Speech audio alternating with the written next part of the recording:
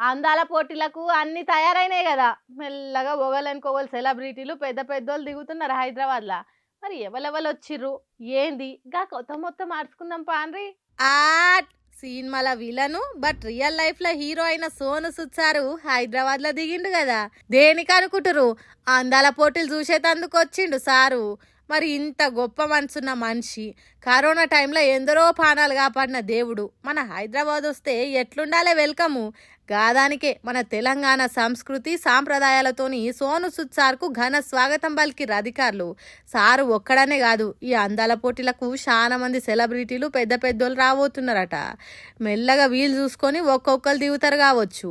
ఇక సెలబ్రిటీల సంగతి పక్కకు పెడితే స్కూల్ పోరగాన్లకు కూడా ఈ అందాల పోటీలు చూపాలని సీఎం రేవంత్ రెడ్డి ఆర్డర్ వేసిండట. రాష్ట్రంలో ఉన్న ప్రభుత్వ గురుకులాలు, BC, SC, ST welfare residential స్కూళ్ళు, మోడల్ స్కూళ్ళు, కస్తూర్బా పాఠశాలలో చదివే పిల్లలకు కూడా ఒకరోజు మిస్ వరల్డ్ వేడుకలు చూపియాలని అధికారులకు చెప్పిండు.